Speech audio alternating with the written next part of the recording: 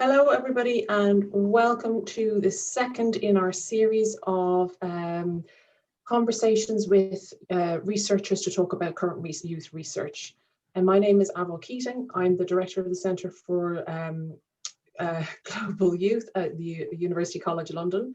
And today I'm really lucky to be joined by my colleague Louise Archer, who is the Karl Mannheim Professor of Sociology at the UCL Institute of Education, as well as the co-chair of the Centre for, what is the name of your centre? Sociology of Education and Equity. Okay, thanks so much for coming along today. I'm so happy to talk to one of my colleagues again, and I'm holding your new report for everybody to see. So you've just published a report on the impact of COVID-19 lockdown on post-Millennials, or what you're calling post-Millennials. And I'm just kind of interested to tell me a bit about their report and what were the main findings. Cool, thank you. So the report comes from some very first bit of analysis we're doing from one of our new projects. So it's from what's called the Aspires 3 project, and it's Aspires 3 is part of a very long piece of longitudinal research that we've been doing. It's a 13-year project, and it's been tracking the same cohort of young people from the age of 10 up to now, and this summer they're all 2021. So this phase has just started. That project is much wider and bigger. It's actually looking at how young people come to choose the subjects they end up pursuing and the careers they end up in. So particularly looking at young people's science and career aspirations within that. And we were just really interested this summer when we were talking to our interviewees about what the impact has been on them as this sort of generation that we've been following. So it's kind of an opportunistic piece of work that's come out of a bigger project. We weren't planning when we put the grant in we didn't know the pandemic was coming, but it felt timely and apt, and it was just something really interesting that appealed to us. So. Yeah. That was actually one of my questions for you, because your larger piece of work is really much more about career aspirations, how you came about to kind of publish this report. Was it that you were already collecting data and that you added some questions in, or you commissioned this new piece to once that you realized what was happening with the pandemic? Yeah, so we had, our project started in January, and we were in the process of formulating the questions when the pandemic arrived and lockdown happened, and we just thought, well, we have to ask about it. We're going to be talking about it anyway. We can't be interviewing people and not mention what's going on. So at that point, we added the questions in. So it was adding questions into something we were going to do anyway. And that project, we're now still doing we've been talking to their parents at the same time since they were 10. And we also do a big national survey of the cohort, which will be after Christmas. But we just thought this was a good time to ask about it. To add it in. Okay, so I interrupted you there to find out about how it came about. So what did you find out?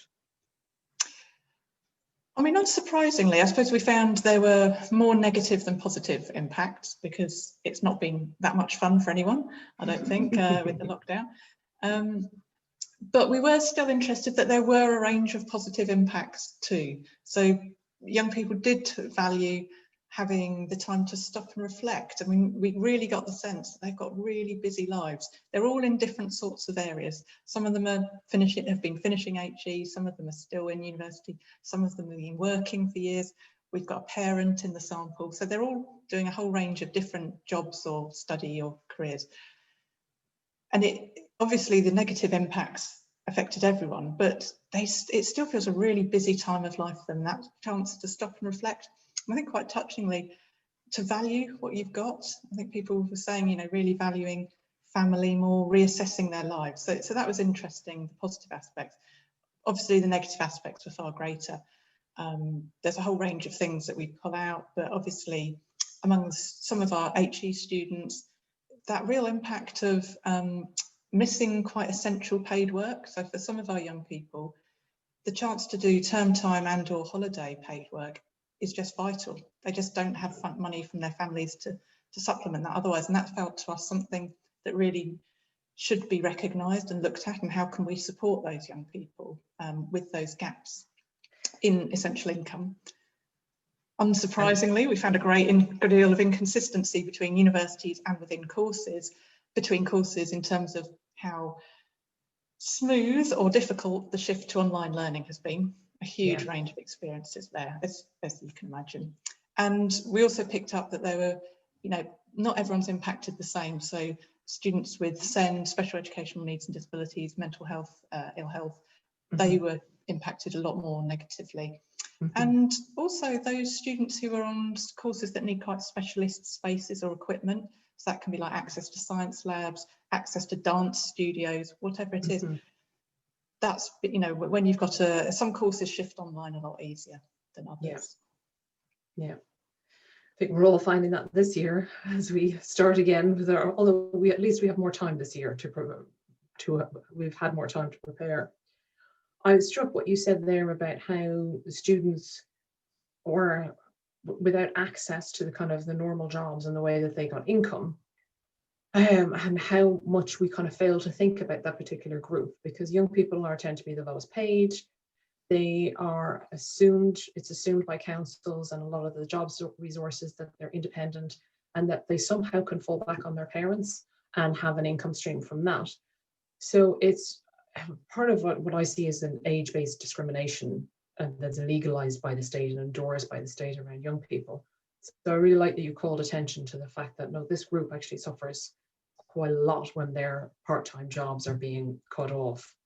And fewer young people now have part-time jobs, certainly before university, or many through university. So we kind of forget about that kind of as a dependency. Oh, you have student loans. Student loans don't actually cover an awful lot. Yeah, and I think at the moment, you know, there's a lot of emphasis on partying students and that's not all students. I mean, some students do party, people in any demographic would party, but you know, a lot of them are working really hard, and there are struggles there that I think, you know, like you say, there's a normative notion of who the normative student is, and people who don't fit that kind of get forgotten about or left out, marginalised. Yeah, something we discuss in class at the moment, actually. So I'm wondering the extent to which some of your findings and the extent to which students valued their lockdown and reevaluating their lives will carry on beyond lockdown. Because you can see people, like I found people were very appreciative of what they had and were grateful for what they had during lockdown. And then it sort of eased off as the lockdown went on, and you know, it got a lot more strenuous. And as life began to open up again, and then they sort of return as much as possible to the normal busy life. And are you planning on doing follow-up interviews about the impact of COVID with your respondents? Yeah, well, we will hope to follow up with them again before we've got a 3-year tranche of funding at the moment. So this is in the first year, so further towards the end of the project. We'll keep in touch with them anyway each year to find out where they're going, what they're doing. So yeah, we would like to follow up and find out how things are across the board, not just in relation to this, but I know quite a few of them were finishing university this summer. So now is that crucial period, and there's a lot of anxiety around, there's always anxiety around, you know, what to do next, jobs and training. And I think that will be very telling as to what, as they were telling us, the combined impact of COVID and Brexit was not making most of them feel hopeful. Okay, so there was also an awareness that Brexit was looming? Yeah, and I'd say almost, and again, it's, you know, it's a qualitative sample, so we have to be careful. It's nothing that in the survey, I hope that will be much bigger and will be able to show us these patterns more. But definitely, I'd say anecdotally, even more of a sense of the impact of Brexit among some of our STEM students. And maybe that relates to those sorts of careers and the movement between labs and the funding. And yeah, that was definitely raised by quite a few. Yeah, that's interesting.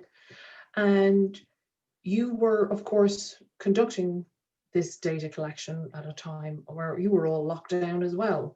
So how did the lockdown kind of affect the way that you tried to conduct the project?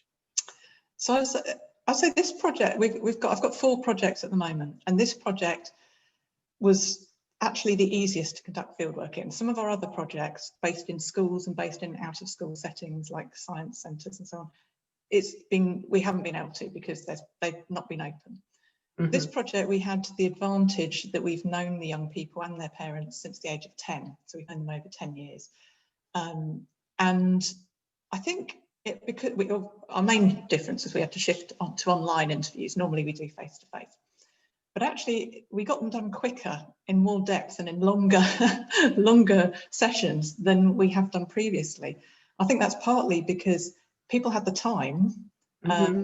You literally were, lots of people stuck at home. Our students, our young people who are in employment were furloughed, they were all not working, most of them, and they had the time. We didn't have to travel as much, and people had a lot more to say. I think, that sense of, a lot of them are done when we were in full lockdown, and people were grateful for someone to talk to, a break from the norm. I mean, we definitely as researchers were so pleased to be doing some research and interacting with people and collecting data that I think it actually worked really well in this particular project. Okay, so the lockdown was good for your research project. It worked for our data collection for this one. I wouldn't say there were no challenges whatsoever in the wider project, but definitely, I mean, things like trying to do the survey is going to be much more challenging. Okay, you're not going to do it online? Was that face-to-face? We are going to do it online, but in terms of previously we've always done the surveys through schools, and we can't do that now. So you don't have that same easy route to then find a sort of representative sample. I won't bore you with our many sampling frame issues, but it's going to be far more challenging, I'm going to say. Okay, so have the schools refused you access, or have you decided that just not to go that route this next time? Well, they're not in school anymore because they're 2021. Okay, yes. We can talk separately if you wish after this about the challenges and delights of conducting, my experiences of conducting longitudinal research and trying to find 20, 21-year-olds, because they're so often moving. Yeah. For this particular project, did you find that there was any attrition because of COVID? Like was there anybody who kind of said, I just can't, like it's not with it, I can't be part of it this time? No, no one actually said that, which was interesting. Although some people we found it very hard to get in contact with. And we weren't sure whether so we tried to be sensitive. So we didn't want to bombard people if they were having a bad time. So we did always want to phrase it in that way, and like, please let us know not to contact you if it's not appropriate, or at a later point. But yeah, there were a number of young people who we just could not track down, and sometimes their parents would say, yes, they'll get back to you, and they didn't, and we wouldn't know quite. I mean, it's their right not to continue if they don't want to. But. Okay. And because you must know the cohort quite well at this point, as you've been in touch with them since they were 10, do you feel they are considerably more pessimistic about the future now, or anxious about the future as a result of COVID? I'd say that really varies between the young people, and we've got some who, I think almost a small number, who almost felt unaffected by it, or some of those, and were very enthusiastic about the future. Some of those were slightly more privileged people with more resources. And then very much a variation, and I think also depending on the timing. So when we were talking to, so the interviews take months to do. So some people we interviewed while they were literally still, let's say, in their final year, still finishing off university. They hadn't technically left. Some people, when we interview them a couple of months later, they've left and have a slightly different feeling about the future if they haven't got anything set up.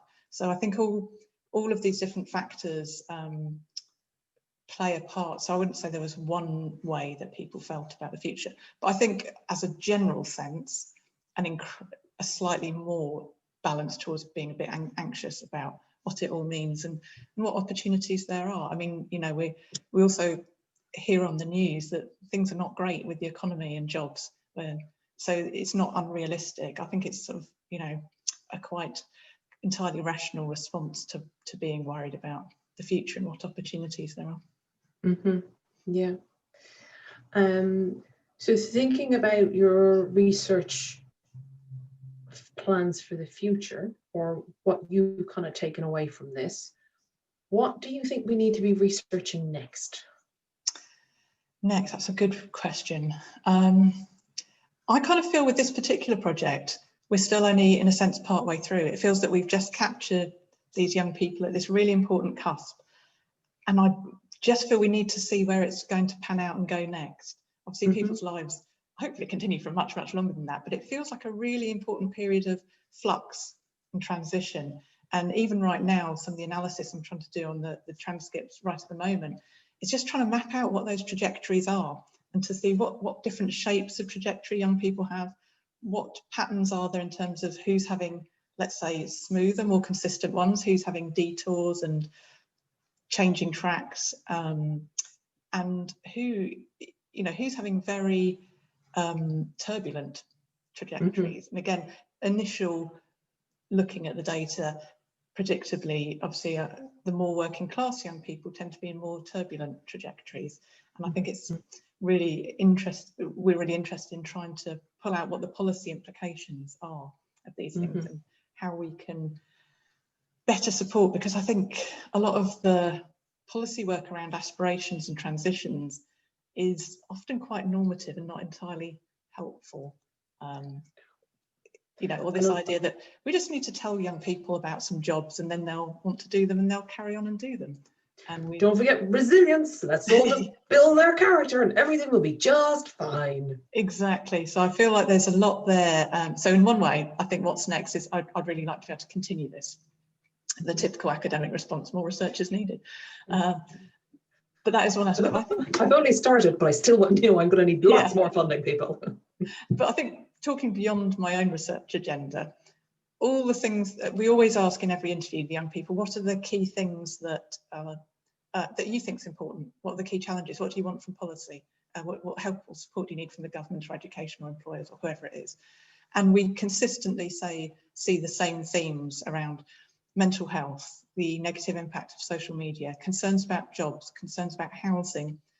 In this round, concerns about the environment and concerns about social injustices like Black Lives Matter movement, which haven't come out previously. But I think all of these issues, in one sense, we kind of know they're problems, but they're not getting resolved, they're not getting moved on. So I think there is still a lot more that needs to be done. And I think for us, it really highlighted the gap in policy making around listening to this generation's voices.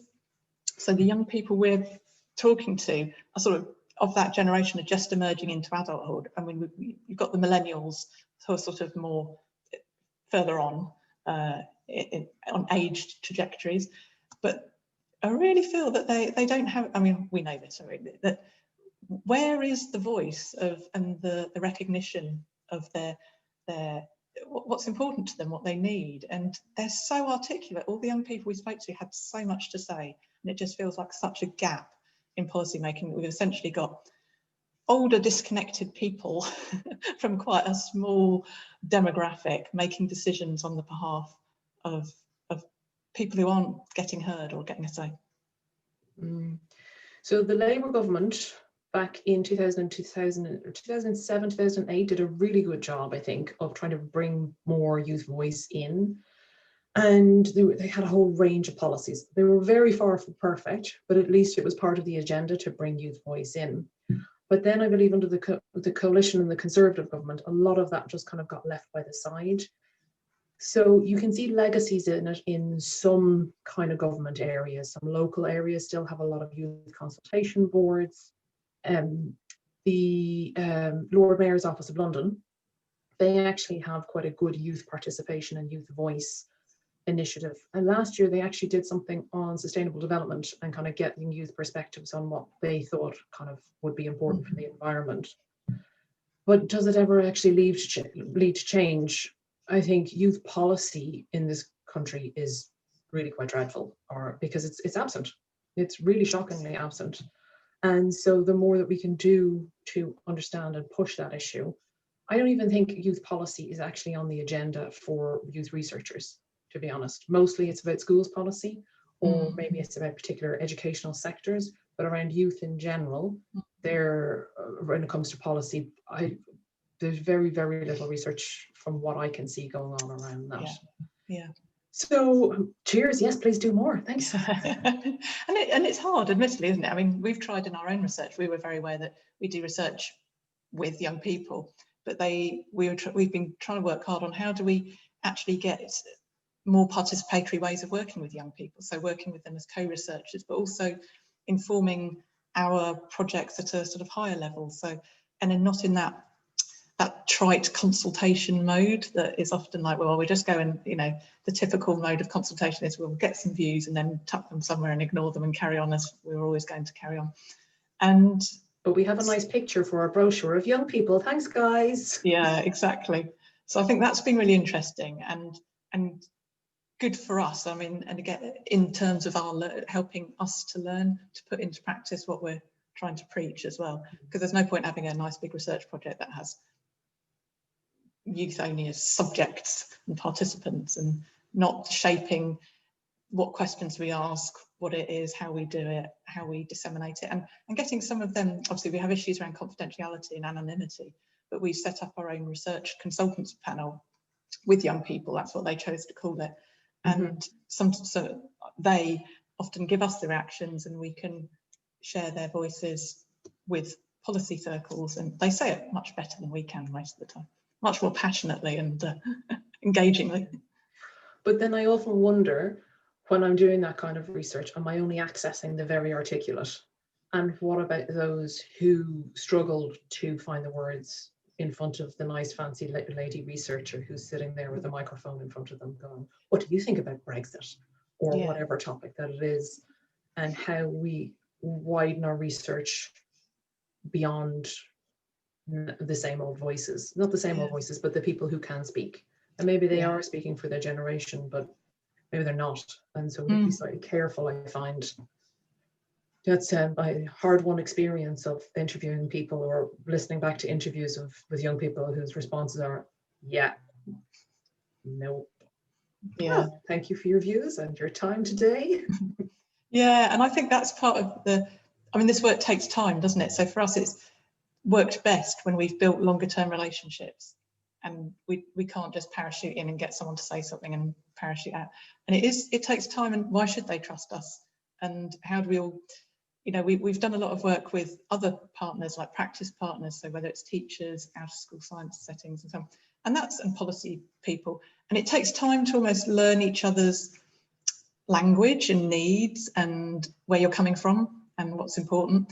And I think the same with young people. Again, like you say, it's not like any young people can stand for all young people. You can own, in the same way that there's no one policy maker or no one teacher who stands for all teachers. But I think building those relationships, you can have more meaningful discussions, and it becomes easier to work out, like, you know, we shouldn't be setting an agenda for them to respond to, because that can feel quite narrow. So but you can't just say, right, what do you want to do? And someone you've never met before will tell you, I really want to do this next week in our session. Or assuming that they'll have views on the issues you want them to have views on. Yeah. I'm here to get your perspective. Yeah, my perspective is I don't care about this. Yeah, or quite a different perspective sometimes. So sometimes we've been challenged in really helpful ways of actually they don't think what we think they think. Okay. All of this is just making me really miss doing interviews. I want to see some young people. I want to do research. When do we get to go back out into the field again, please? Oh, it seems so unfair because it's the right time to do it. But at the same time, it's also harder and more challenging to recruit people, for example. You're extraordinarily lucky that you knew your sample so that you could. We were very lucky on this project, Yeah. Okay. Well, I'm particularly glad actually to have this report because I'll be using it in my teaching later this term when I'll be asking young people about the impact of COVID on young people, some of my students, and so they will be including this as some of the resources that they will be able to use. Okay. Fantastic. Thanks so much for talking to me today. Thank you. And I hope I can talk to you again when you have some more findings from the Spires 3 and the STEM research. Yeah, always happy to. Thanks ever so much. All right. Well, I'll see you soon, okay? Thanks, everyone. Bye-bye. Bye.